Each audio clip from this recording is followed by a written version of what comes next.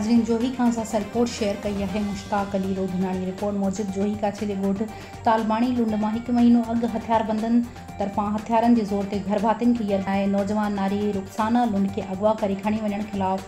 धीअ जी बाज़ियाबी जे लाइ मुस्मात हुरमत लुंड मीर हमज़ो मोहम्मद अली गुलाम हैदर जी अॻवाणी में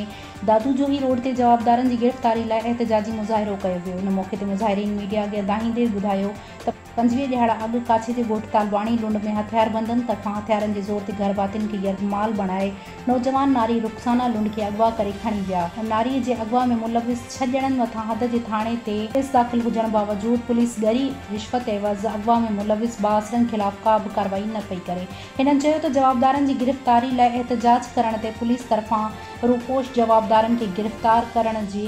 असां मथां कूड़ा केस दाख़िल करण ऐं रूपोश जवाबदारनि सां गुटजोड़ करे ख़ामोश कराइण ऐं केस सां हथ खणण लाइ जान खां माराइण जूं धमकियूं ॾियारियूं पयूं वञनि। हिननि Supreme Court of Pakistan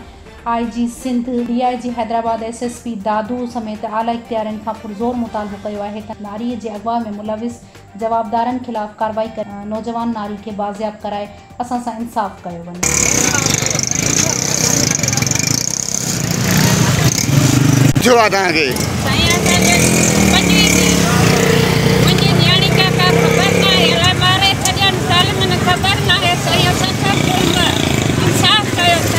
police छा थी चए? जवाबदार नथा करे 6 ॼणा उन्हनि जो कोई